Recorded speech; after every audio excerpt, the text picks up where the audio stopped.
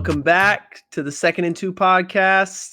I'm your host, TB, hanging out with my co-host today, Jody.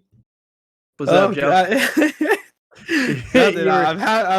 I'm surprised because I saw you with that smirk. I was like, oh, he's gonna say that again. But nah, here we are. Here we are, living life. Back on what's today? Well, I guess technically it's probably coming out Saturday, but today's Tuesday. Yeah. Tuesday. Yeah. Just hanging with the Riz God on a Tuesday. I had to throw it out there again.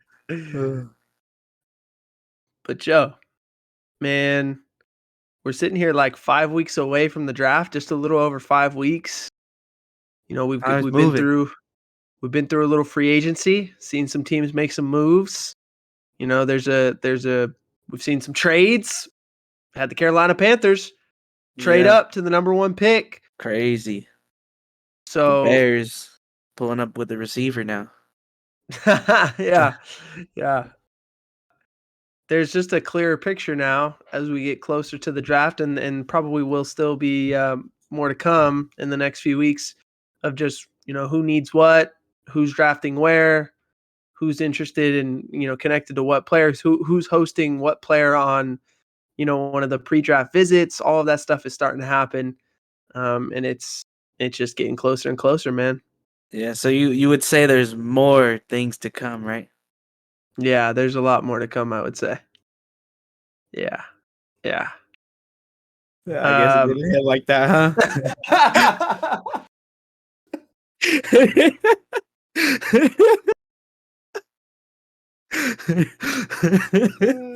I didn't know where you're going with that one, but then you made sure I knew.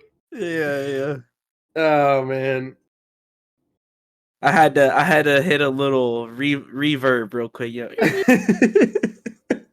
The repeat? Yeah, make sure it didn't go over your head too much.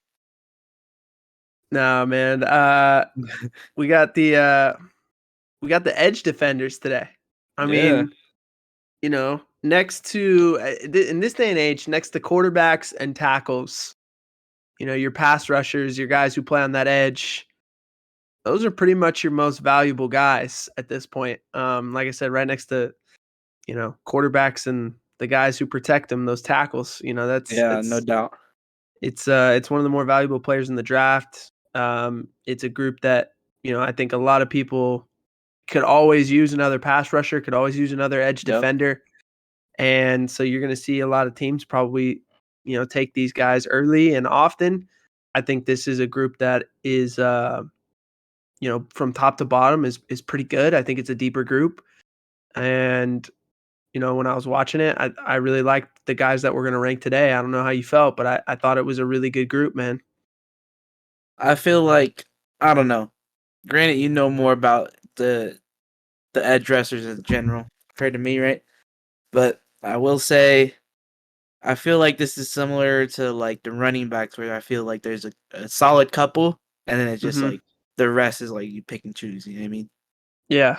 I think this group, it's deep. It's like running back. It's deep. There's a lot of guys who could come in and be contributors, and there's guys who are specialty, just like with running back. There's guys who are specialized, and I think what you're pointing to is there's only a couple guys maybe that are truly all around, well-rounded, like ready-made players. A lot of these other dudes are going to come in and be kind of special, whether it's a pass rusher or a run stopper or whatever.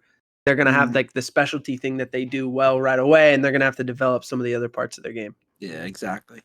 Instead of being like subbed out in the middle of, or subbed in, I guess, depending on which way they run it, if they're strictly, what's it called? If they're strictly like a pass rusher, or if they're a complete like edge guy where they could do pass rushes, maybe drop into coverage a little bit, who knows what. Yeah.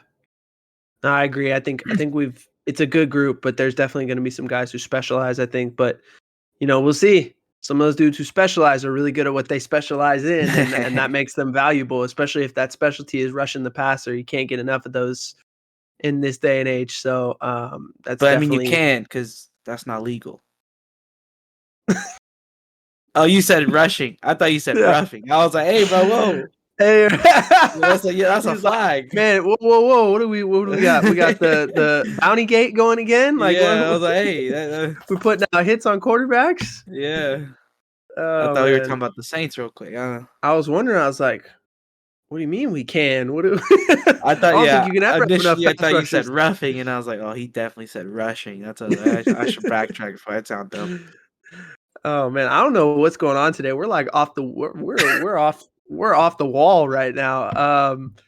But I think we should probably just get into it before we go crazy right Yeah. now. Let's do it. Who we got first, Joe? We got Will Anderson Jr. out of Alabama. My guy sits at 6'4", 253. I will say, the group, all big dudes, and by big I mean tall. Yes. It's crazy. I think they're all above 6'3", if I remember correctly. But yeah, so so 6'2" at least, I think. well, anyways, let me get back into it. 6'4", 253 on Will Anderson Jr. Played 3 years in Bama. 41 games there, 35 sacks, 108 QB hits. I'm gonna need you to sub in on this one. His pressure rate. That's what we got right there. Rate. That's a interesting. Yeah, I'll go through and explain that one in a second. Yeah, Here. that's an interesting abbreviation for pressure right there. I don't. Blame the stat keepers. That's what I'm saying, bro. They're on some stuff. But yeah, 203 tackles and then 68 tackles for losses.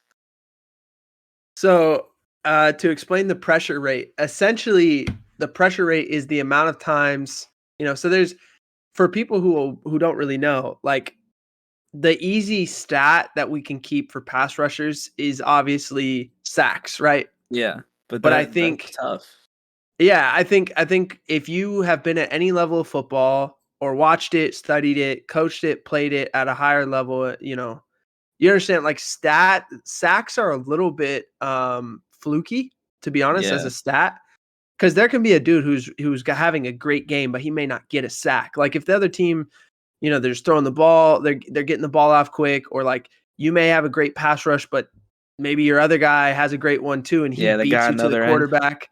Yeah, like you just now, if you're a really good pass rusher, those sack numbers do show up, and they will. But I think personally, I find the pressure rate, to be appealing, just because it's showing how often are you getting pressure when you rush the passer. So on the amount of pass rush snaps that you have, how often are you creating pressure? And so there are other stats that to kind of define what a pass rusher looks like. You see quarterback hits. That's just how many times do you hit the quarterback. So that's including sacks, but also you hit him just as he's throwing the ball. Yeah. Right. And you even affect the throw and it's whatever. Or you hit him just after he throws the ball. And again, you put him on the ground. So the amount of times you actually put the quarterback on the ground, or you at least you hit him just as he throws or after he throws. And then the pressure is if you're in his face, in his vicinity, in that, essentially right in his space as he's throwing, and you force him to probably throw the ball earlier than he wanted to or otherwise would have. Like if they're scrambling, they just like chuck it out of bounds or something. Mm-hmm. So a pressure includes your hits, your sacks, and then being in their vicinity and forcing a throwaway or forcing them to get rid of the ball. So those are all your pressures. So your pressure rate is how often are you creating pressure? Like how often are you having a successful pass rush? And you'll notice like, pass rushing is hard. We'll see like some of these pressure rates are different than others, but like I'm going to tell you right now, 19% is pretty high. That's a really good number. Like you're talking about one time out of every 5 pass rushes, Will Anderson's going to create pressure. That's like a dude who's truly impacting the game. You see his tackles and his TFLs, and we'll go into all that. But just so everyone understands what that pressure rate is, that's what it is. And I do think it's telling. It's just as telling as your sacks are and your quarterback hits are. All three of those kind of play into one another. So. But to get into Will Anderson, his strengths, I mean, the first thing that kind of jumped out to me is that he's not a one-trick pony. I don't think he's just a pass rusher. He plays well against the run too. You see he had all those TFLs because he sets great edges, and he can legitimately manhandle offensive linemen at the point of attack. He's really strong. So we'll watch this play here. I believe, who is this against? Oh Wyoming man, looks like. I believe it was Monroe, Louisiana Monroe. So they're gonna run with the Y across, right? And you'll see it come back. They're gonna run just a little GY counter. Guard's gonna come kick on Will Anderson when the Y is supposed to wrap in the hole. But look what he does to the puller. Yeah, just stops him. Monster stops him and gets the tackle for loss for like a 4-yard loss. I mean, that's the kind of stuff that, you're talking about an edge defender. That's what you want. Now Auburn's gonna run a little pin pull here in the Iron Bowl. Same thing. Look what he does. He beats the puller, bypasses him, gets the TFL. They missed him, and then the next guy was supposed to come get him, and he didn't do his job, right? Yeah. Boom. And he's a tough ask. Like, if you're gonna ask a tight end to block him in the run game, you might as well just run the other way because you're not gonna have a successful play. He's too good. Okay, here's him against Georgia and then in the national championship 2 years ago. Coming off that edge, and he just beats the puller on that one. He just beats Washington coming back on the split zone. He just beats him and makes the play because he's so quick. One of my notes while we're looking at this right now is the man has great reads. Like, he sees the tackle crash and he's filling right behind them. Mm-hmm.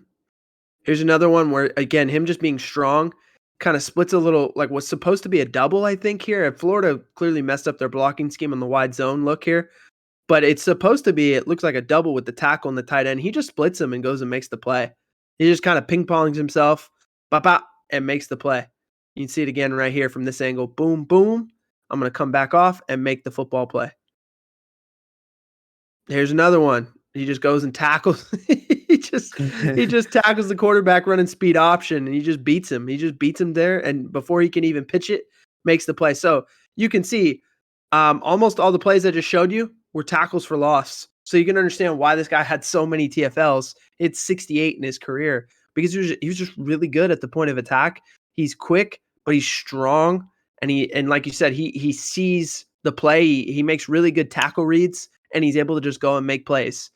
He trusts the environment he's been put in with Nick Saban, the defense that they run. It's very clear. He understands exactly what he's supposed to be doing, and he plays fast.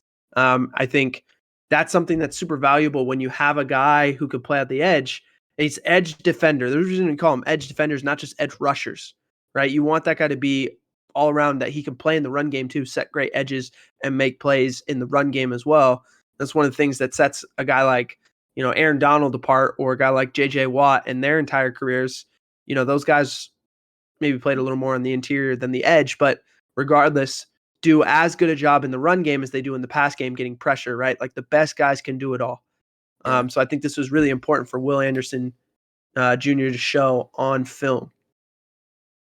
The next thing that you see with him is his arm length. He's got really long arms. And that was my note too.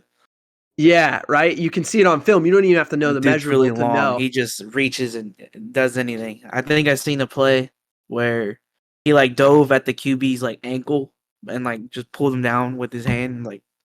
How do you do that? It's so far away. I think I might have that one on here. He's got the reason having those long arms as a pass rusher is important. Obviously, like you said, you can kind of reach out, grab the quarterback, all that stuff, right? But it's being able to create separation. So he can punch and press in the run game. He can use that long arm in the pass game where he creates that kind of leverage point for himself and creates space between him and the tackle. And then, he can get his hands up and bat passes. He can reach out and get the ball out of the quarterback's hand. Like, all of those things are valuable. It's so valuable to have those longer arms as a pass rusher or just as an edge defender in general. His arms measured at the combine 33 and 7/8. So he's got really long arms. We'll just show the film here. You can see this is a play against Mississippi State, I believe, from this past year. And he can get inside, and then he can just reach. He just reaches that arm, that long arm, to the quarterback, and is able to get to that's Will Rogers for Mississippi State before he can escape. That's again benefit of having those long arms. Here's another one. Again, reaches that, gets the back point of the football, forces the throwaway. Right. That's another example of a pressure, a quarterback hit. Here's another one. Again, long arms, is able to bat the ball down. Right. Sorry, my dog's in the background here barking. She's agreeing with you. Yeah, she likes Will Anderson for sure. She said, "You like those? You like those arms?" So just again, and here's another one. He obviously had a really good game against Texas A&M, but he's just able to get those hands up and bat the ball.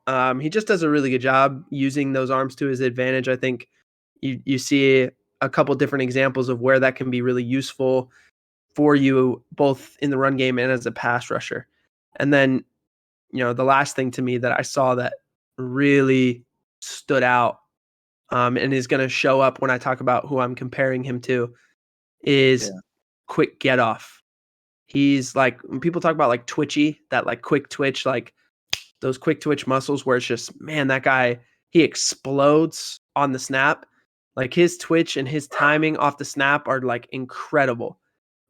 He makes tackles like you can see dudes like shaking in that stance there because they're really nervous in those obvious passing situations, because he just always seems to get the jump on them when you're watching film. Like if he knows it's 3rd and 17, you're going to pass the ball. 3rd and 10, you're going to pass the ball. He's going to get off, right? So here's one against him against Vanderbilt this past. See it here.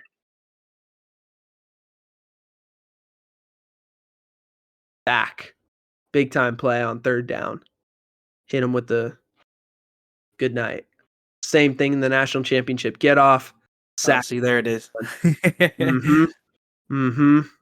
Just the quick twitch, man.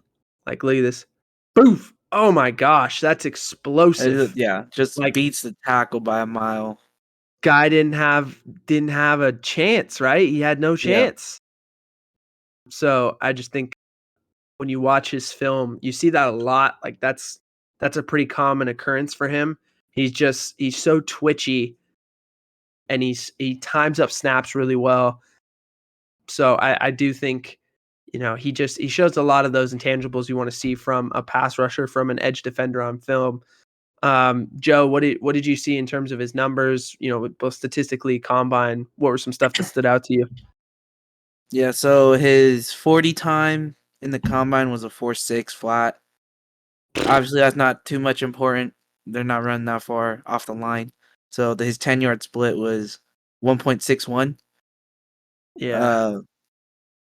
In terms of breakdown for those tackles that he had, the 203, he had 52 in 2020, 101 2021, and then 51 last year. In terms of those being solo tackles, he had 33, 2020, 57, and then 24. And then the sacks per year came out to 7 in 2020, 17 and a half, and then 10 last year.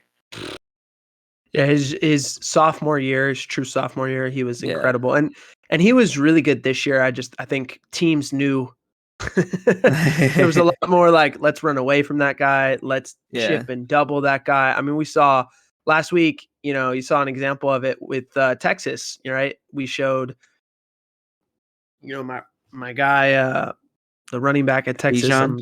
Yeah, thank you. Bijan Robinson chipping him and then letting a tackle take him in pass pro, right? Like that's just an example on another player's film of how teams were dedicating themselves to him this year and trying to make sure he didn't just wreck their game. So that makes sense. And then in terms of the combine numbers, for him to be 250 running a 4.6, like you said, not that he's ever going to have to run 40 yards a whole lot. And hopefully he's not, because that means you're giving up a big play.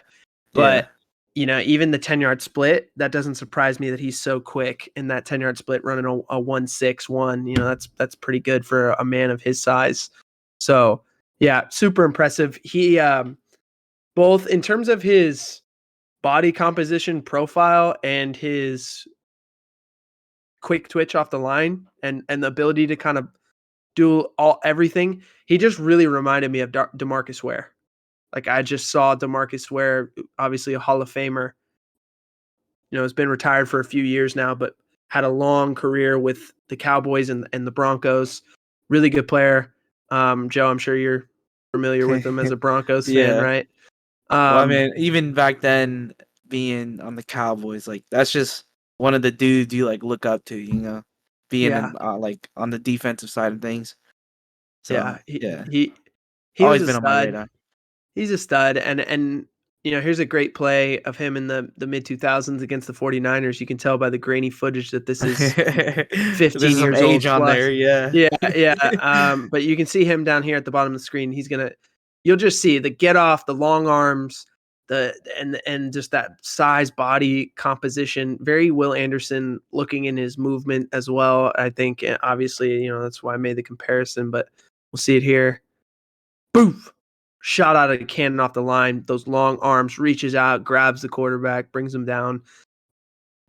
And I think again, there's a lot of similarities with these guys. Like they're very similar size and shape too, in terms of their height and weight.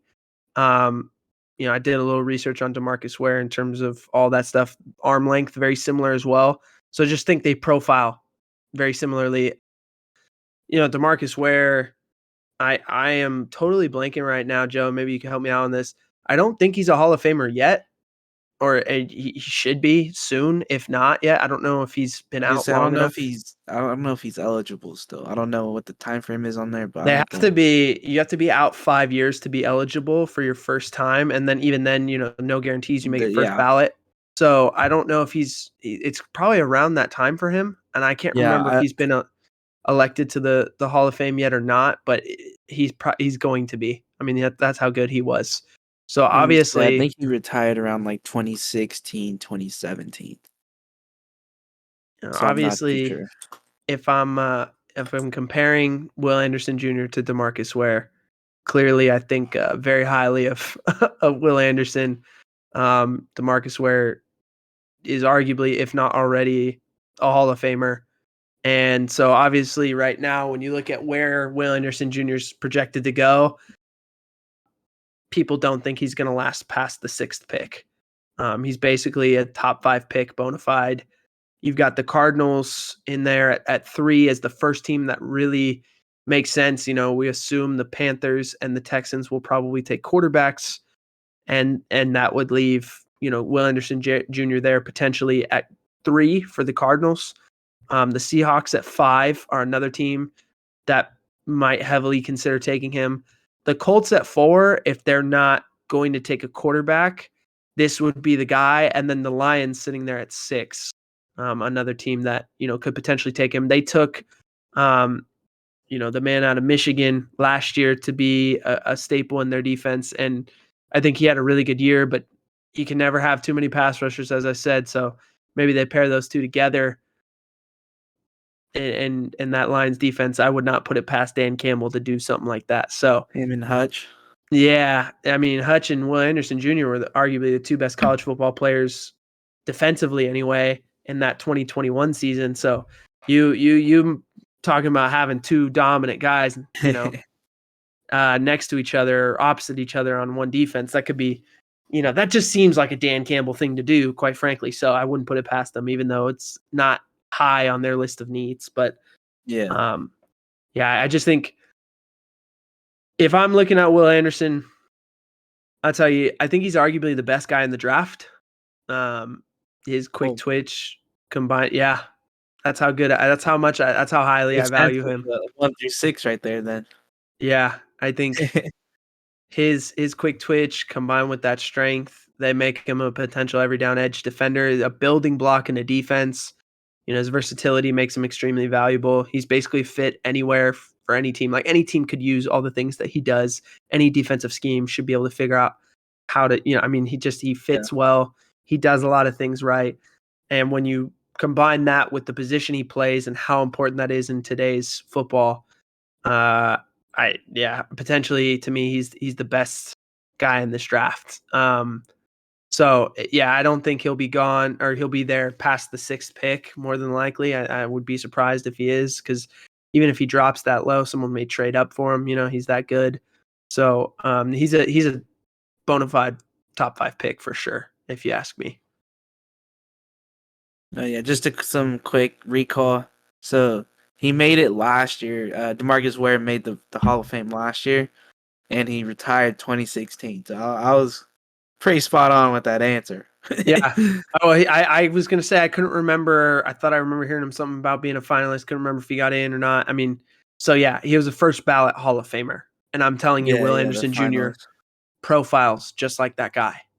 Looks like him, moves like him, has that twitch like him. Played for Nick Saban in college. He's about as pro ready an edge defender as it gets right now. I mean, I'm comparing him to a first ballot Hall of Famer. That should let you know that I think this guy is a dude. So Wow. hopefully, not that it matters what I think in terms of his standpoint, but I think he hopefully he can live up to those expectations because he's that good. But who we got next? Yeah, so next guy we're looking at. No, you're good. We're looking at Byron Young out of Tennessee. He sits at you're right, over 6'2". I thought it was 6'3". 6'2", 250. He played 2 years there. Transferred in from Georgia Military College. He's got 24 games. So was that every game in those 2 years? 12 and a half sacks, 36 QB hits. His pressure rating of 13%. I gotta tell you, the PSR. I don't know how. Like if we skip ahead to his 28 tackles for losses, like I thought that stood for something else than just the word pressure. And then he's got 87 total tackles. Yeah, Byron Young is an interesting. He's got an interesting story. And I'm sure Joe, you kind of saw some of this in your study of him too. Yeah, a little bit. He out of high school, he didn't have any offers, didn't have anywhere to go. Went to JUCO. Yeah, so he goes to Georgia Military College. I believe he's originally from South Carolina. Moves to Georgia, go to the Georgia Military College. Now, the crazy part is initially he's not playing for them. He's like working out and he's working, and then eventually does get on like essentially is like what they call a walk-on at the JUCO at Georgia Military. Then has 2 really good years there. Transfers to Tennessee, but his first year at Tennessee is COVID, so he doesn't play his first year at Tennessee. He plays in 21, plays in 22, and tears it up. Has a great year this year. You see, we only had the 24 games, but really had a good year this year, and now is obviously ready to, for the draft. But he's 25 years old because of all that. Which it's just an interesting story. It's a different story than most guys. But I do think, there's some maturity and some growth that I'm sure had to have happened along the way there in order for him to be at this point. And credit to him for, going from a guy who didn't have anything coming out of high school, wasn't even really ready for the JUCO. And now he's going to be a guy who's drafted more than likely before the 4th round. He's going to be probably a top, first round, second round, third round pick somewhere in there, depending on, what team values what he does. But, and we'll see. We'll watch it. He does what he does pretty well. But, so 12 and a half sacks, 36 of those quarterback hits, 13% pressure rate, all that stuff. Again, 13%, not quite as high as Will Anderson at 19, but 13 still pretty good. The 28 TFLs, I think, stands out for sure. And so just looking at how that stuff maps onto his strengths, first, if you watch his, just in general, if you just were to watch one of his highlight tapes, right? Not even watching like film, but just watching like his highlights. Basically, half his highlights, I feel like mirror the path that he took, which is the hard like road where it's just relentless. It may not look great right at first, but he just keeps going, and eventually he gets the sack. I just thought, I was like looking at it, and in my head I had that like, oh, that's kind of funny. Like it mirrors the path he kind of has taken, right? He gets to the top of the rush, maybe gets past the quarterback stepping up, but he just keeps retracing. He keeps going. He gets the sack, and I just think the guy, it's very clear. This guy does not give up. Yeah, like I was gonna say. So that being said, I wrote down that he has great pursuit. Like he's always gonna follow the ball, no matter what's going on. Yeah. So it just, my first strength for him is just relentlessness. Like he has 0 quit, 0 give up. Here's a play of him against Kentucky this year. get off, but for one is fantastic. And then again, he gets to the top of the rush. He's not, the quarterback's trying to step up away from him, and he goes and gets him. That get off though, freaky. Yeah, like that was another one of my notes. He was just quick off the ball. Yeah. Here's another one. LSU. He's kind of inside. Yeah. Yeah, and then he just as the quarterback's trying to step away from him, he gets him. Here's another one. Just forever. He had to rush. He had to keep rushing for like 6 seconds. You never have to pass rush that long. Run him back. The get off on this one was impressive. To climb back into the pocket to get the quarterback as he's stepping up, just very impressive. And then obviously at the next one against Jaden Daniels at LSU, he's got to get inside, fight through that double team, keep going. Daniels trying to step away, he gets him. Now here again against Alabama, he just, I'm trying to get inside, I can't get there. Outside, inside, can't get there. Bryce Young escapes. I chase him down, force the throwaway. Just his effort and his motor. These are like one of those guys that you're going to hear when the draft gurus, they're going to talk about his motor. That's what you'll hear. And what they mean when they're saying that is this part, just the relentless, does not give up, will keep going. He's going to find the football and get it on the ground until that play is over. He has zero. Play through the whistle. Yes, there is no quit in him. And I really do love that about him. I think that is something that shows through in his tape, and it's clearly part of his personality given the path he's had to take. The second thing, I think he's very versatile. I talked about Will Anderson not being a one-trick pony. I think Byron Young clearly is a pass rusher. That's what he does well. But he does some things on film. You're like, hey, he could be a true 3-4 outside linebacker. He can play in the line of scrimmage. He can drop into coverage. Within reason. I'm not going to tell you he's going to go cover, slot receivers right now and be okay. But you can drop him in certain coverages, maybe run a little fire zone, drop him out to the flat. You can even play with his hand in the dirt. He played a little bit of 3 technique in college, in situations. So he ranges from a guy who can play inside as a 3 technique to a guy who can play outside in a 5 with his hand in the dirt to a guy who can stand up, to a guy who comes off the edge, or he can drop into coverage. He can do a little bit of everything. And so we'll watch it here, some of that versatility. Here he is lined up as a 3 technique over the guard, right? Against LSU. And he's going to rush. He's going to, be able to beat the guard. Again, some of that relentless pass rush, and he ends up getting the sack. So he rushes from inside, gets the sack. Now here he is dropping into coverage against Purdue in the bowl game in 2021. Yep. Gets the interception. That was a crazy bowl game, by the way. I don't know if you remember that one, but that one went to 3 overtimes or something crazy. But yeah, here you go. He drops to the flat. He gets the interception, shows great ball skills, shows a great break on the ball. So you combine, seeing him be able to line up as a 3 technique, line up in the, get to the flat and coverage. That's some different stuff than some of the other guys on this film, in this group are showing. So he's versatile. That brings some different adaptability and value to a defense. And then last thing, elite speed. This dude ran 4.43 at the combine. It's incredible. Joe, you got some of his other combine numbers? Because I know he's a freaky athlete. Yeah, so he's one of the ones that did a lot of the events. There's dudes that only showed up, did the bench. I don't know. It's an interesting world out there. But his 10-yard split off that 40 was a 1.62. 38-inch vert. His 3 cone was 7.19, and then his broad jump was 11 feet flat. Whoa. This dude jumped 11? Yeah.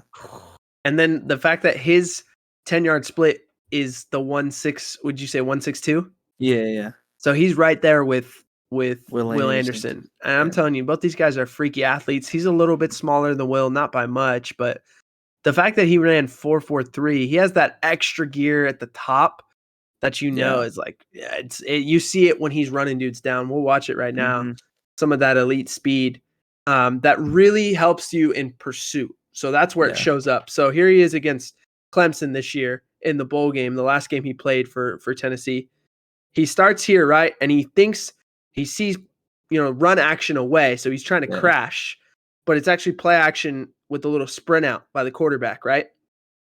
Watch his redirect and his ability to chase.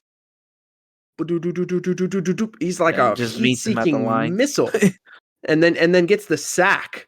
Like, for him to have been so far inside, really he got fooled by the play fake, and then be able to Yeah. 45 out and just run down the line and make that play. Very impressive.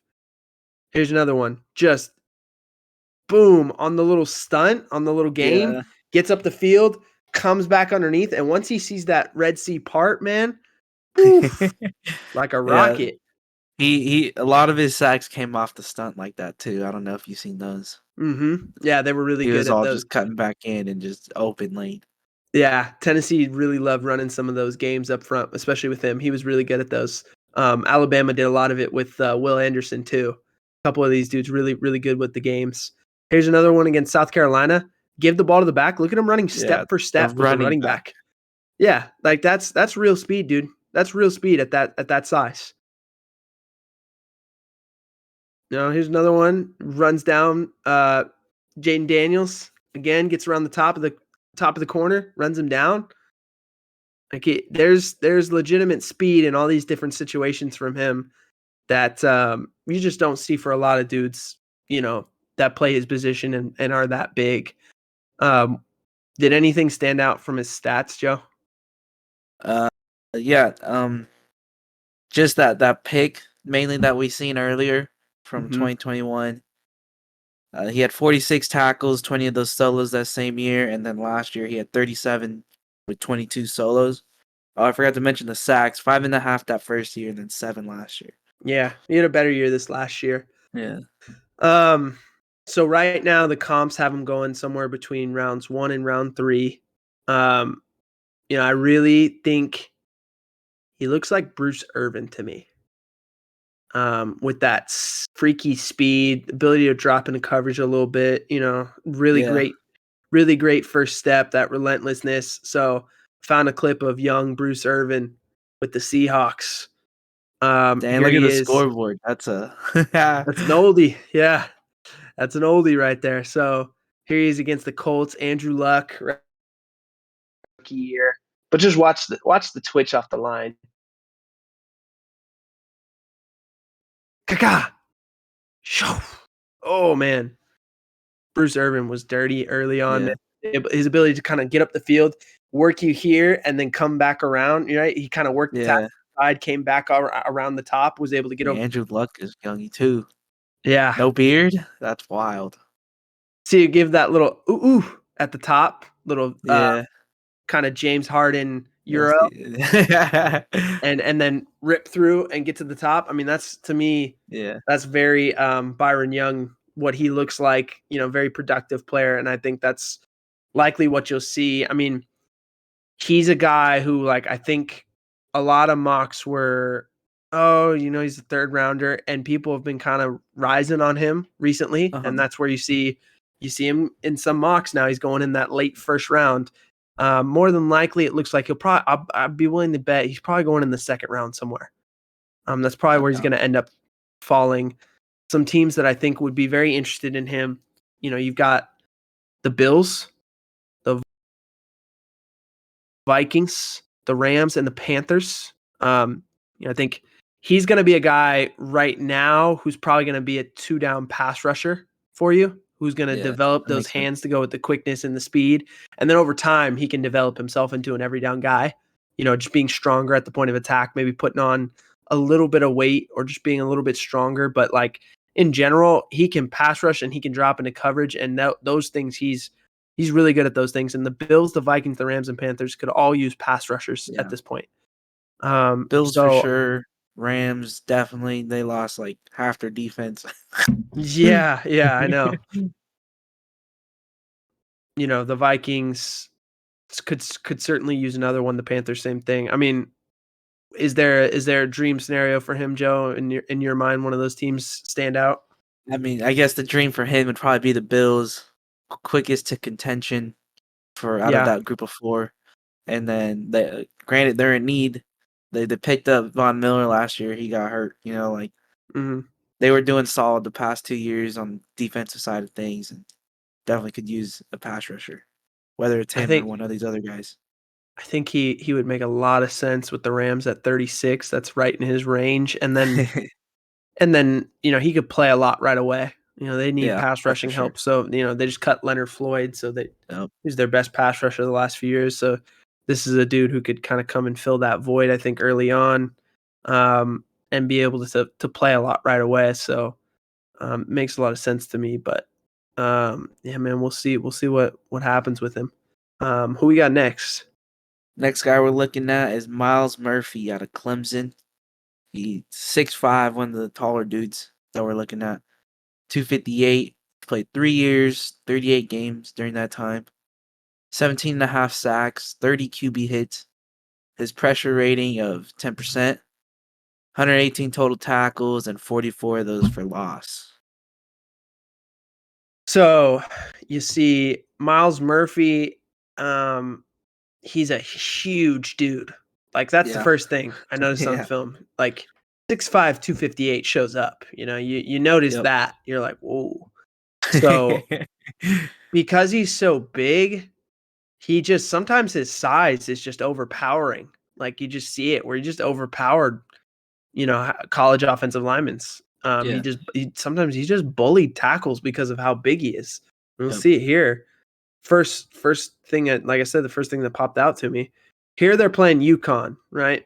And this first play, it's just not really fair. Like he just bull rushes the tackle onto his butt and then crushes the quarterback, creates this sack fumble. Like that's just not even fair. Like he took a 300-pound man and just moved put him out the way. Literally, like, move, get out the way. Like that's it. Like that's just not even fair. That's just not even. I don't know. I don't know what to call that. Like here you go, bully ball, bro. Just put him on his butt. Okay, here we go against Louisiana right here. Boof. Works himself inside, makes the tackle backside of zone. Here he is, relentless pass rush. Just destroys a double team. Chases down the quarterback. He obviously had a great game against UConn here. But destroys the guard and tackle, just beats the double team because he's just big. He goes through them. Yeah. So I just let this one play again, but just he's so big, he's overpowering. It's good in his pass rush. He loves that bull rush right now. Yeah. Really good. You see that long arm where he just stabs, gets that one arm, and is able to use that leverage against you. He has those big shoulders. He rips through in the run game backside. You're not going to be able to ask a tight end to block him. Very similar to Will Anderson. Like if you're doing that, you're not going to win. That's not good coaching at that point. Yeah, that was one of my notes I had too. Like he's good with his hands, and then I in turn put that with shedding blocks. Just being able to get their arms off of them, get in front. Yeah, and being good with your hands, is something that a lot of guys don't develop, until they get to college a little bit and then really develop it in the NFL. Just that understanding of leverage and how to use your hands to create it and beat it and all that good stuff. And that's another strength I have on here for him is just his overall strength and understanding of leverage. Like he uses it very well. You saw it on that UConn one where, yes, he overpowered him because he's so big, but he also understood where to put that arm to create that leverage and get under the tackle and just like almost lift him off his feet, put him on his heels, and then go through him in the bull rush. And that stuff, it lets him play well in the run game. It also allows him he's a really efficient in the bull rush. Does a great job of getting under tackles, playing with his hips through his hands, right? Like literally like popping those hips when he shoots his hands.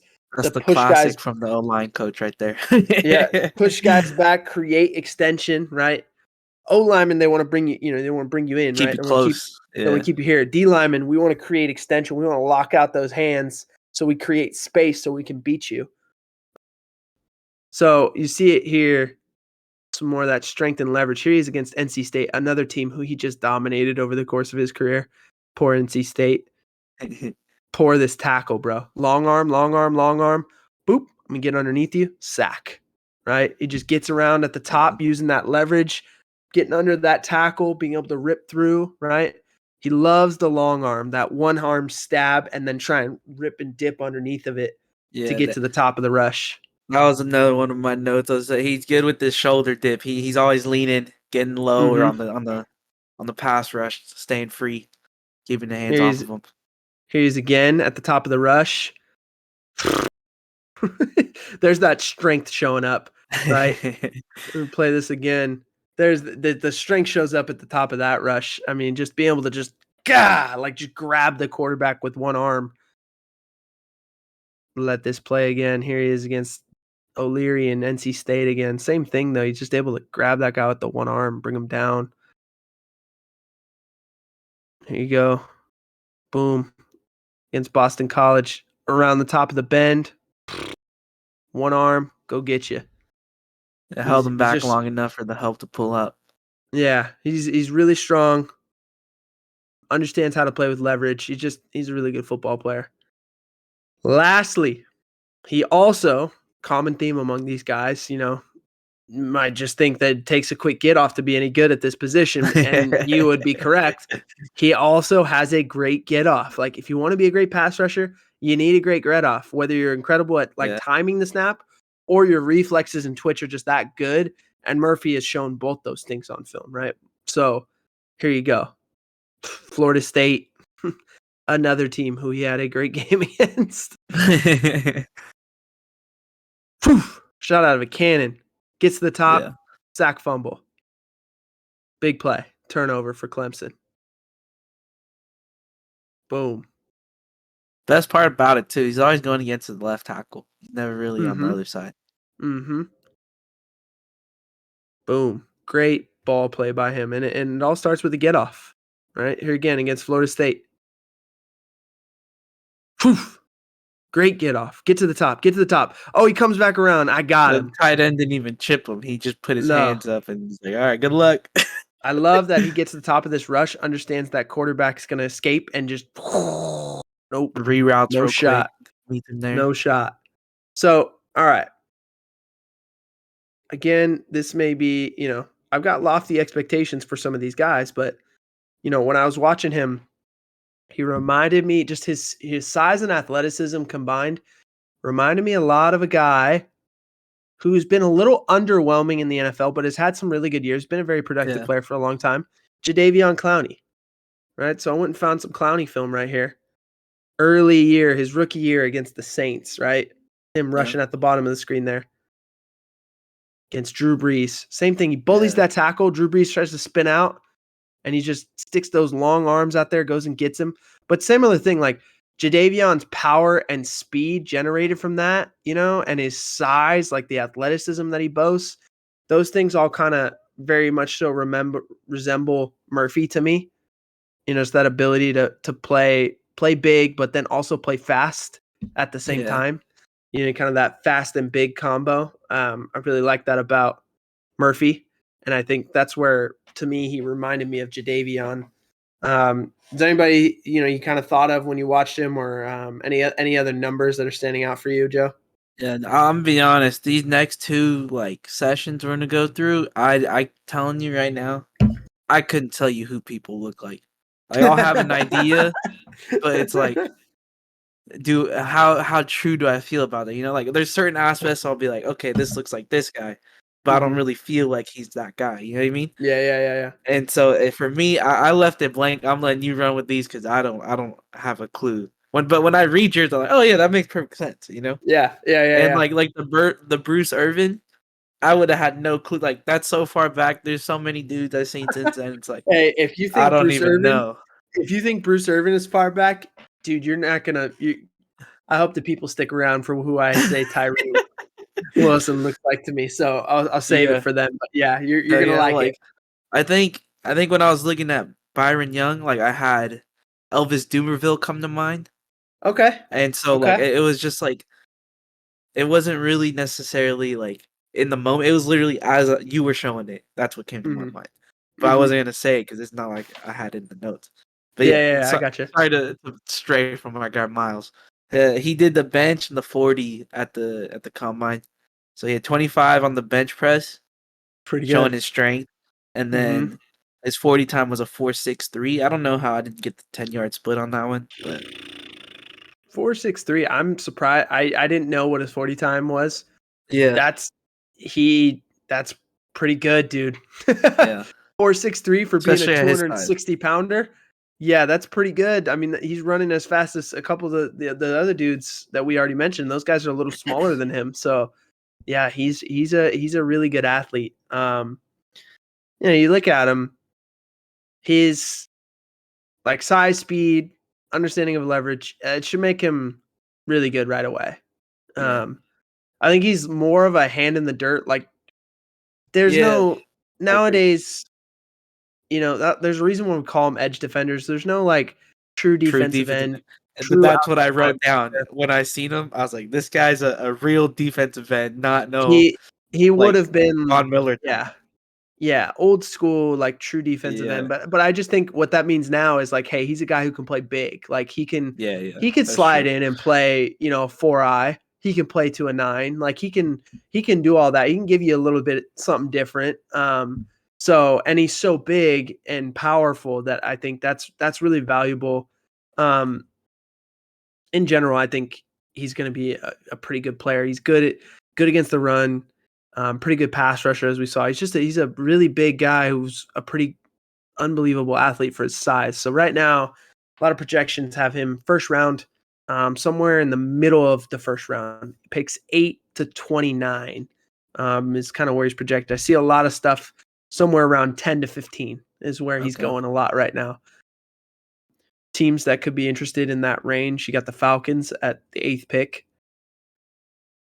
The Seahawks, and when they have their second first round pick, the Eagles, when they have they've got 2 picks in that range, so maybe they use one of them to get him. Another team that's kind of interesting is the Steelers. I mean, do they A nice necessarily? combo. Yeah, like with him and Watt, that could be interesting, right? Yeah. He could complement TJ really well. So I don't know. That's not necessarily a high need for the Steelers. They need a lot of other things, but wouldn't be bad for him to get another playmaker like this on defense opposite TJ Watt. So, any of those teams stand out for you? I will say probably the Falcons, just being like a guy like him comes in, makes noise on defense, and next thing you know that they're fighting for that 1 seed like they were last year. You know what I mean? Well, They could always use a defensive dude just to gain that edge. it seemed like the Falcons have been searching for like that kind of edge defender for a really long time. They drafted Takk McKinley and Vic Beasley, and it just seems like they've never quite hit on that player at that position. Unless I'm forgetting somebody, and it's always possible. But just in my recent history in my mind, it feels like they've been looking for that guy for, about the last 10 years and just haven't quite, Vic Beasley had 1 year, I think that was really good, but he didn't sustain it. And it just seems like they're kind of constantly looking, whether it's been the draft or free agency. So maybe they could finally hit on one with Myles Murphy. But who we got next? Next, we're looking at Nolan Smith out of Georgia. My guy, 6'2", 238. He played 4 years there, 46 games. He's got 12 sacks, 34 QB hits. See, his pressure rating is 14%. He's got 107 total tackles, and then 27 of those were for loss. Go ahead. Yeah. I'll say his sacks breakdown per year were pretty consistent.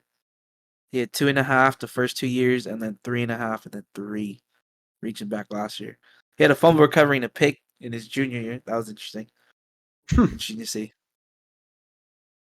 So Nolan Smith is an intriguing prospect, man.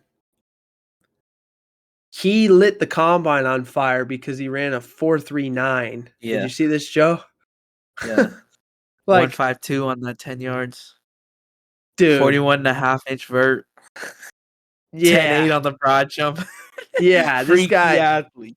This guy, when you talk about freaky athletes, this guy is a freaky athlete. He's a little smaller, only being 6'2", 238. And we say only 6'2", 238. It's like, dude, if you saw this guy on the street, he's still scary. still He's huge, still a yeah. guy you do not mess with, right? But comparatively to the other guys in this class, he's a smaller guy. But it's okay if you're smaller if you run a 1.5 10-yard split and a 4.39 40. Yeah. That's absolutely blazing fast. That is receiver speed at 238 as an edge rusher. And that honestly, like, he might be the fastest edge player to come out like ever. I can't remember a guy who's an edge defender like this who ran under 4.4, like ran a sub 4.4. I can't. That's unheard of. Speed shows up on tape too. He's not just a combine speed guy, and I think it's part of what makes him extremely versatile. See it here. Here he is against Florida. I think this is this year. Shoots the gap and runs it down from the backside. Like, that's one of those plays. Florida runs that play right, and they purposefully leave out blocking the backside edge defender. Yeah. Because you're like, hey, he can't run it down from there. He's not. Those guys aren't. They can never get. They should never be able to get there. And Nolan Smith challenges that theory and gets there, right? Because he's so fast. Like, it's like, dude, you have to block him. You can't leave him unblocked even if you run away from him. He's so fast. Look at him. Yeah, just crashing the edge and just meets him dude, on the other side of the field. Incredible. Like, that's I found that I just was like, you know what? I only need one play to show this speed. This is it right here. Like, that's not supposed to happen. Offenses specifically game plan, like, all right, this guy should never be able to make this play. We leave him unblocked. And he just goes and makes it. The next thing that you see, he uses his hands well for a college player. I think we talked about this with Miles. And, just in seeing that the way he used his hands and was pretty good. Nolan Smith has really violent hands, which is a skill set, most pass rushers need more work in coming out. But, that's something that can take a really good player to great. And Nolan Smith, he's pretty good there right now. He's violent. He's likely to just get better with his placement and his technique as he works in the NFL. But right now, I will tell you, like, he does some stuff on film where you're like, hey, that's pretty impressive, handwork. Yeah.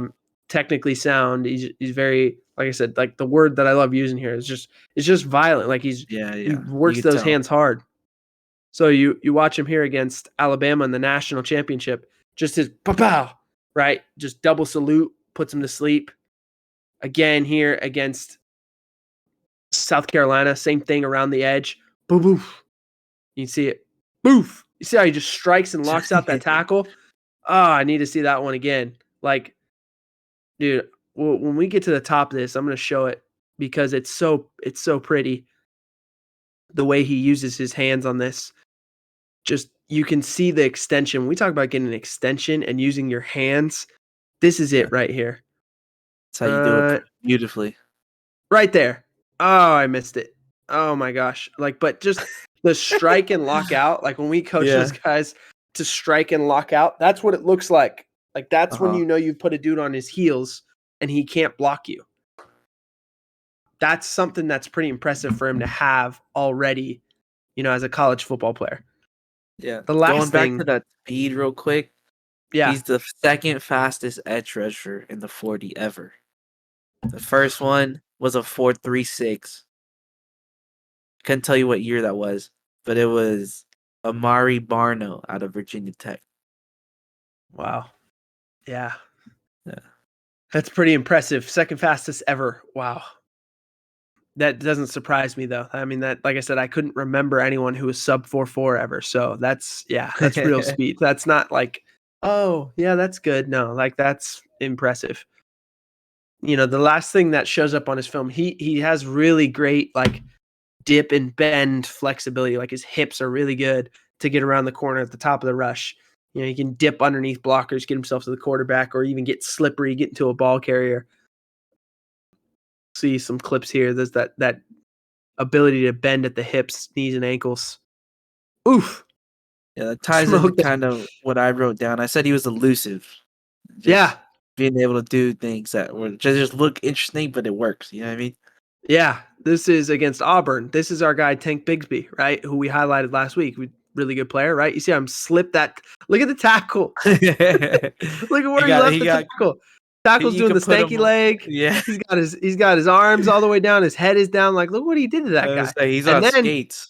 And then he just goes and puts Tank Bigsby on the ground like it's easy. You know, that Tank Bigsby is really good. We saw that tape last week, right? Here he is right here. Again, that's great dip and bend around on the pass rush, right? You saw that? Creates the fumble. The sack fumble. See if I can hit the pause right at the moment of the bend here. Right there. You see how low he gets? He's almost touching the grass.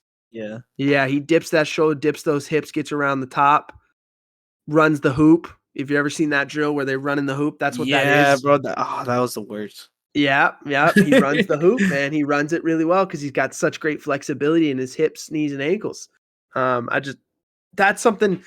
probably one of the number one things you look for in a pass rusher when you're talking about evaluating just the pass rush part of it. That's it. Like, do they have that bend? Because that's something that you can't coach, really. You can try and develop it as much as possible. You can try and become more flexible there. But, like, if you have it, it's a very valuable skill, man. That's a skill that gets you paid. Gets you paid for a long time, too. So I really like Nolan Smith. That combo of speed and that flexibility to dip under blockers. He uses great hands. Like, he's already a sick pass rusher. Like, arguably the best one in this draft in terms of just the pass rush part of it. Really good there. Love what his ceiling is in terms of that part. And that reminded me of a guy who just came off a really, really good year for the Philadelphia Eagles. Help lead him to the Super Bowl. Guy who it took a little while to bloom. Has always been a pretty good pass rusher, I would say, but kind of played out of position in Arizona, did some better things in Tennessee, and now really flourished in Philly. That's Haason Reddick, right? Smaller, great dip around the corner. If you don't mind, can you just repeat all that? I don't know what happened, but it wasn't coming into my ears. Oh, really? Can you hear me now? Yeah, I hear you now. Okay. What was the last thing you heard? It was when you were talking about how it was right after Haason Reddick started to come into his pass rushing skills in Tennessee and in Philly. Okay. Yeah. So, like, Haason Reddick being a guy, who was played out of position a little bit in Arizona, did some better things in Tennessee, and then really flourished this year in Philly. That's a guy who profiles very similarly to me, to Nolan Smith, in terms of a little bit smaller, but very quick, fast, and able to get around the bend, around the corner. Very violent hands. You'll see it here, him against the Jaguars this season. That, violent hands, bend around the corner, speed, create the sack fumble. Yeah. Like, that's push pull. Love that. Just that bend too. And the ability to go find the football and make a play, man. And recover. Yeah. And I think, it took Haason Reddick a little while to develop in the NFL in terms of, like I said, he's played out of position. I think early on they tried to play him a little more like linebacker as opposed to, edge defender. Yeah. And it was tough on him. And then I think, like I said, he found his niche a little bit more in Tennessee, and then he really developed himself and became an elite pass rusher in Philly this year. And I think Nolan Smith is very similar kind of player. Like, he's going to be great in the pass rush, and then he'll develop, into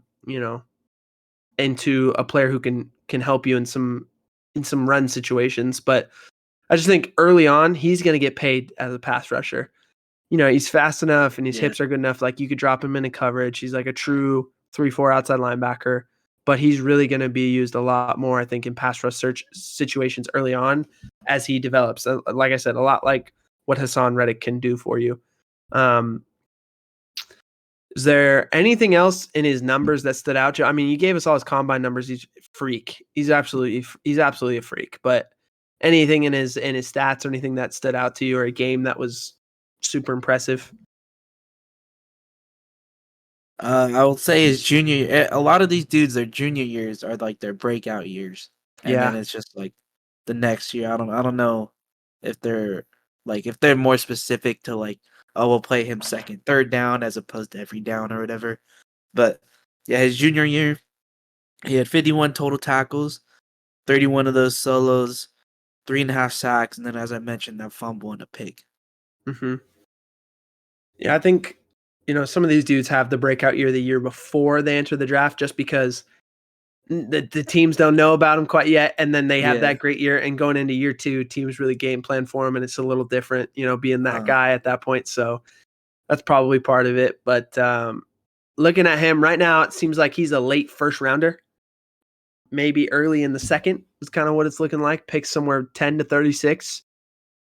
He profiles as a guy, he would make sense with the Eagles. They, of course, Hassan Reddick, they have that guy in house already. Hassan's going to be a guy. I don't remember what his deal was that he assigned initially with the Eagles, but based on the season he just had, he might be a guy who's going to need to go get paid. They have a couple guys on the roster in terms of Derek Barnett and Josh Sweat, who are younger, but their contracts are also going to be coming up here.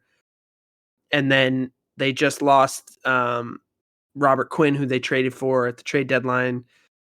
He's another guy that was pretty good for him, but is going to be a free agent. I don't think they're going to bring back. You can never have too many pass rushers. The Rams, we mentioned them. They just cut Leonard Floyd. So here you go. The Saints could use another pass rusher. Cam Jordan getting a little older. The Seahawks, again, another team. It's with Pete Carroll. That dude's a great defensive mind. Yes. Any of those teams stand out to you as a guy, or as a team that you'd love to see Nolan Smith with? I'd love to see him on the Rams. You have to watch this guy live. That'd be fun. He's a dude. That's just a personal one. Selfish. But I think the Seahawks, I would love to see any of these pass rushers go to the Seahawks. I feel like it's a great scheme out there defensively. And even the Saints, they have a little bit of it too. But Eagles, of course, if he goes there, it's just another guy we gotta watch for in that Munoz talk. Because I loved both of those dudes all year, at least from when we started. Yeah, no, I think another team that's not on this list though that I think would be fun. The Dolphins lost their first round pick, so they don't have one this year because of the whole tampering with Tom Brady thing. But them getting Vic Fangio to be their defensive coordinator, Nolan Smith feels like just an ideal guy for Vic Fangio to play with. In the way he calls defense, that would be kind of fun.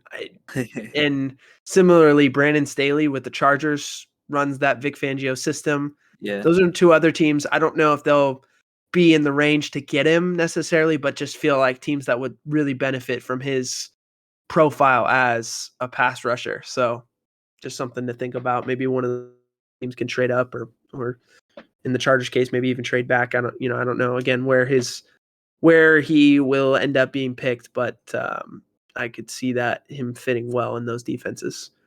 Last guy, Joe.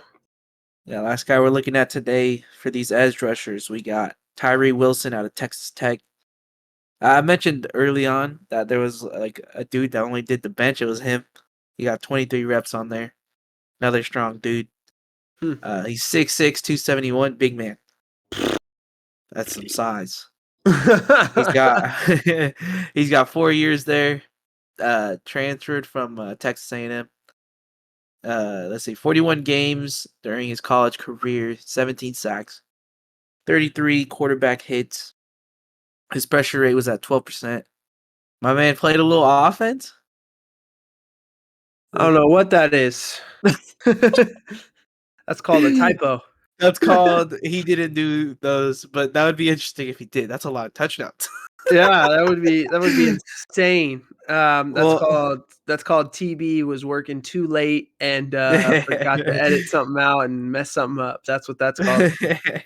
That's all right. I'll give you some different stats that aren't listed. He had a pass deflection in 2021, one of those, and then a forced fumble and a recovery last year. Nice. Well, Tyree Wilson there's no other way than to say he's a giant. He's a literal giant in football terms, like in football settings. He is a gigantic man. Yeah. And as such, all of his strengths are based on this giantness that he is. Yeah. That he is. I mean, the first thing that popped up, I'm watching this game against Baylor. I'm like, all right.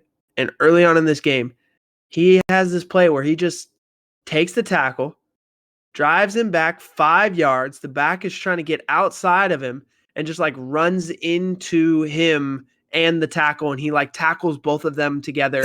And it's just like this play where you're like, all right, dude, like you're kind of sitting there watching it going, all right, like Yeah. what is this? You know what I'm saying? Initially, because he's really high in draft boards right now. And I was like, okay, I went into it. And first thing I saw, I'm like, this guy's almost too big. Like he almost is too big. How can he possibly move? And then you watch him and you're like, no, he can move at 6'6", 271. He can move. That's for sure. So, we'll just watch like him setting an edge first and foremost. Here's a play. This play is like comedy against NC State. He drives the tackle into the back. Here, you just watch it. Yeah. He doesn't even tackle the guy. He pushed him in the back. He just runs him into him. He sets an edge so hard that like the dude runs into him. Here's the play against Baylor that I was talking about. One of the first plays I watched.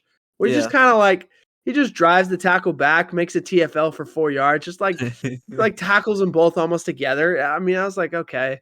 I watched this and I'm like, okay, so no one can get around him. He's so big and moves well enough that no one can get around him. Like dudes run into him because he just sets this edge. Look at this. This is a tackle for like a 7-yard loss on wide zone. I will very, say, very impressive. He's got opportunity, maybe some big man package on offense.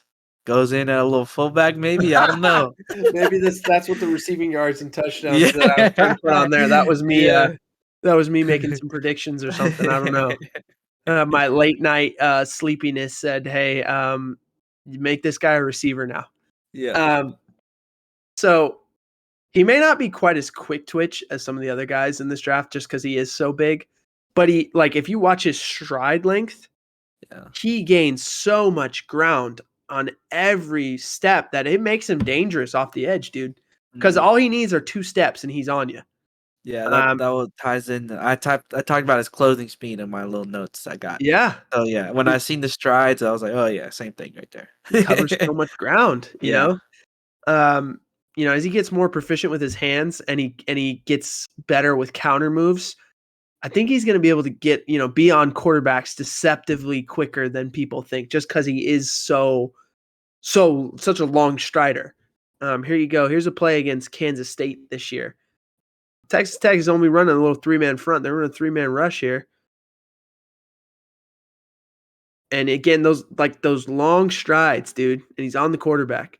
Same thing here. Runs this play down from the backside. Very similar to the Nolan Smith play, right? We saw Nolan Smith do it a little differently. Right, he just runs it down with straight speed. Tyree Wilson just like closes the gap because his strides are so long.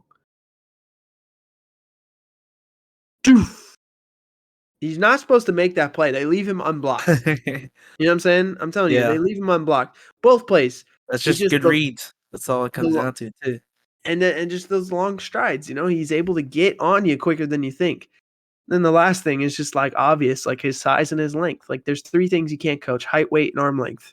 Those things you can't coach those. So no matter how much, I can't tell a player to grow. Like you are who you are, Yeah. And he has all of those things in excess. Like 6'6", 271 is not a football player profile. 86-inch wingspan, Joe. Let me say that again. 86-inch wingspan. That is 7'2". 86-inch wingspan. That's insane. Those traits are so uncommon for a football player that, like, literally you would think he played hoops instead. Yeah, no, for real. You would think he played hoops instead. Like, here you go. We'll just let the size and length let it be what it is. We'll just watch it. Like, here he is against NC State. Oh my gosh. The way he pulls the quarterback down with one hand. This is the play that convinced me. This was the play I was like, oh, Like, no, this guy's a dude. I was like, That's oh, the yeah, that's the no. crazy part when they got long arms, like they only do so much, but it's crazy how often it works. You know what I mean? There he is. He gets the Like, ball out against K-State, right? Just reaches that big paw. Watch it. Watch the big paw going yeah, by. Gets it he out. got out of the play, got pushed out of the play, but still was able to bat the ball Big out of his paw. hand. Yep, big Yeah, pawed it. Just man, that size and length, again, you can't coach it, and he has it, and he's a dog too. He's a dog too. Like I'm not gonna lie to you. I went into his tape kind of going, I don't know. And then I yeah, watched it and same. I was like, no, he was real. He was real. Um, so this would be a fun comp for you, Joe. I don't know if you're ready for this one. Yeah, yeah. Guy guy who played a long time ago. Guy by the name of Howie Long, who was also a monster of a man, a 6'5", 275 guy, right? Very similar profile. Watch him. Yeah. Now he gives you a little spin move on this. He gives you a Ooh. little extra juice, a little spin move on this, but you see the size, length, all of it on display. Yeah. Oh, he went away. Ooh. Long strider, right? Like I could see Tyree. This is like I looked at. I'm like, man, there aren't a lot of comps for Tyree Wilson, right? There aren't a lot of Yeah. 6'6", 270 guys. They just don't exist. And I was like, you know what? Instantly, like I just seen some highlights of Howie Long for whatever reason. It was just in my head, and I was like, dude, Howie Long is a long dude. You Like he's gotta a love big the guy. neck roll too. Oh yeah, that's old school football right Yep. there. I don't know. I just think they're kind of similar. I know it doesn't quite fit, and people are gonna think I'm crazy, but like I think it fits, man. That's similar profile, similar athleticism. Yeah. Like now Howie Long's a Hall of Famer, so I'm again lofty expectations, but Tyree Wilson, man, you can't coach 6'6", 270. Yeah. That's gifts. So I'll say this. I think he's going to be the rare exception for an edge player where he's probably going to be better against the run for now than he is against the pass, just as he develops his hands and all that. But his strength and size, they're going to be allow him to play anything from a 3-tech to a 9. I think he's another one who fits as a true like D end guy, but he can slide Had across that the down. front. His pass rush development is going to end up being critical to like him actually getting to that ceiling, but I think he can get there. I think he's got the goods. Yeah. I told you that rush that I saw against NC State really made me say, okay, that's a play on tape that you don't see. Right now, because of that, everything he has, he's being projected as a top 10 pick. They've That's got him crazy. going picks 3 through 10, somewhere in there. So, you got the Falcons, the Cardinals, the Seahawks, and the Lions, all teams in that top 10 that could be teams that take him. Anything standing out to you, Joe? Anybody that you'd love to see him with? Out of those 4, probably the Cardinals. I mean, they just lost their guy, JJ Watt. I'd Yeah. say he's not nearly as quick, I'd say, as JJ, but similar, like long arms, same Yeah. build type in a way. Yeah. Well, it would make sense if like the Cardinals were to trade back for a team that, like, let's say they trade back with the Raiders, if the Raiders want to trade up to 3 to get quarterback, Yeah, and then that's you could true. take Tyree Wilson at 7, like You, that would make you a ain't ton got of faith sense in for them. Jimmy G?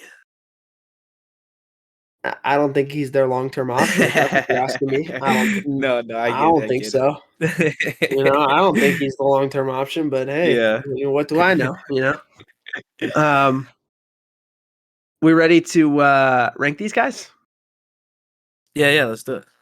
Let's I get it took a on. peek. And I'm gonna let you know we got real We're different rankings different. today. I liked it. We're real different. All right. I've made you go first the last few times. I'll go first Uh-huh. this time. I I'll go bet. first. All right. So number 1, I told you I thought he was arguably the best player in the draft. So of course it goes without saying I'm gonna rank him first. Will Anderson Jr. Guy's a stud. He's all around. He does everything well. I think he can be a 3-down player right now. I think he can fit in any scheme. I think he can put his hand in the dirt. I think he can stand up. I think he's all the things that you want. He played for Nick Saban. I feel very confident that he is going to be a cornerstone defensive player for whatever franchise takes him. And I don't look back on that. Everyone else, there are things that they can clean up and get better at, and I have like a suspicion of like, okay, if they didn't work out, why would it be? Will Anderson Jr., I would be very surprised if he's not a guy who plays, 10 to 15 years in the league and is a really good football player, part of good defenses because of how good he is. So he's a cornerstone player for me. Number 2, Tyree Wilson. I think Tyree Wilson's length, all those things that I said you can't coach, the stuff he needs to clean up, you can coach. And he's a really good run defender right now. He sets a great edge. He uses his arm length. His pass rush needs development, but like I think all the goods are there that the right coach gets his hands on him. He's gonna be a monster. So for that reason, too. Myles Murphy at 3. Again, I think he's another guy who does a lot of it well right now. Like he understands leverage. He plays well with his hands. I think he's a really good all-around football player. It makes sense to me why people see him even as high as the 10th pick. Number 4, Nolan Smith. I think he's the best pure pass rusher in the draft. Like if that's what you want, that's what you're getting with him. He's really good at that part of it. I just think he's a little smaller and therefore limited in what he can do against the run. And so it makes him a little bit more of a 2-down guy, second and longer, third down. So I'm not sure how much of the other part develops in terms of allowing him to be an every down player defensively. And you ideally would like that. But I think he's the freakiest athlete in this group and certainly is worthy of a first round pick to me. And number 5, Byron Young, a guy who I came in not expecting to have this high and kind of fell in love with as I watched him, compared to some of the other guys. And I like his story. I think he's a guy that you can, count on. He's a guy that's going to be ready to help you right away. He's 25. Like he's been through a lot. He's seen a lot. He's developed himself. He's a guy that you root for. So I love his toughness and his relentlessness, his ability to continue going even when things are tough. Yeah. I love that. And then some guys that just missed my list, some honorable mentions. I like Lucas Van Ness from Iowa, another quick twitch guy. BJ Ojolari from LSU was a guy I loved watching that during this college football season. Andre Carter II out of Army, kind of little, like has made some noises becoming a player that people do know, but normally, a guy out of Army, you're like, oh, really? Out of the academies? Like, yeah, he's a dude.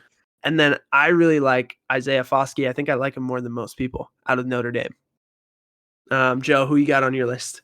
Yeah, so ours are pretty much flipped if we're being honest.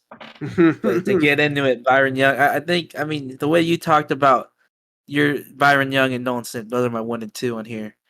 It's just the same thing. Like I guess the way I see it is like I like them being quicker off the edge, Yeah. being able It's your preference. Exactly. And with Byron Young, I liked him being first in my ranks just because, he's got something to prove. When I was watching him, I love seeing him being pretty much on like every tackle from what they were showing. Just begin to the ball no matter what. Love watching that. Nolan Smith, same thing. Quick guy off the ball. He's what I write down. He's he was elusive. Yeah, my guy makes some crazy moves to do whatever it takes to get at least in that pursuit range of chasing the ball. Strong guy. My 3rd is Tyree Wilson. I think I liked just like his size. Like he's, as we said, he's more of a traditional DN, and I think his size there is really useful for anyone, as you were talking about. Just you could clean up the things that you coach, but you can't coach his size. That's just gifted. It's genetics. Yeah. For Will Anderson, you probably faded me like this guy's dumb or something. But I love Will Anderson. So yes, I'm looking at you crazy right now. But for me, I could have easily threw him at 3. I think him and Tyree Wilson, I don't know. It was just preference, and I think the way I see it, Tyree Wilson just had more of that little bit of edge that I seen. I don't know, but I could have flipped him either way. Then Myles Murphy, I just thought he, as we mentioned, traditional D end. I thought he was a little bit slower when I was watching him on film, Okay. Obviously, he ran a 4.63. It's still impressive. Yeah. Yeah. But like on the film, I don't know. Some said he was just slow. No, Like I agree with like you. his I was movements surprised. weren't the quickest, but I guess down the road, if he's got some room to gain, he's getting up there in Yeah. speed.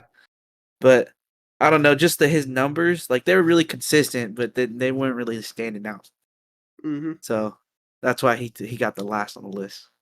Yeah. No, I do agree with you on Miles Murphy. Like his speed on film didn't necessarily match the 4.6 on at the combine. I was a little surprised he ran that fast. Yes, I Yeah. agree with you from that standpoint. But man, this is a good group. There's I mean, you can see the guys that we liked that we highlighted um they're all going to bring you something. I think all 5 of them could be first round picks if you ask me. I think all 5 of them are at least taken in round 2. I would be surprised if Byron Young lasts past that second round. And then the other guys I gave the honorable mentions to, all those guys are second or third round picks too. Like there are 10 edge defenders that could reasonably go within the top 60 picks. You know, and that would not shock me because there's some dudes in this class at that edge.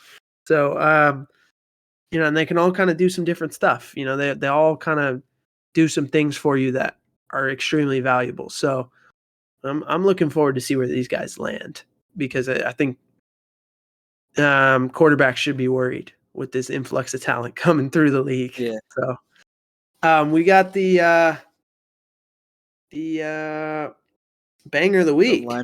Oh, banger. Yeah, I'll go ahead and run because last week I kind of just played off the ones you gave, so I'll go and take it this week. My banger of the week this week. Shout out my guy Juwan. It's gonna be a country song called Last Night, Morgan Wallen. I listened to that People love album. Morgan Wallen out here in the South, Yeah, bro. They love I him. bet. They absolutely love him. So I hear about him all the time. Never listened to him before. Maybe this will push me over the edge and I'll finally do Yeah. it. So this album, I listened to it on my drive up to San Fran. There's bangers on this album. Let me tell you, there's at Okay. least like 6 or 7 I threw onto the playlist. I gotta add this one. Oh, I gotta add this one. But yeah, Last Night, Morgan Wallen. Okay. I'll try it out. I'm gonna give it a shot. Not a country music guy, but I'm gonna give it a shot. No question. Yeah. Sounds All good. right. Yeah. So make sure everyone you tune back in because we got the linebackers rolling. We got a special double feature this week. We did edge rushers. We're gonna come right back and do some linebackers. Another sneaky good group. I think it's a little, people are like, oh, linebackers not as good this year. I beg to differ. We'll watch them on film tomorrow. That'll be a fun time. And another guy who played linebacker, Ray at one point.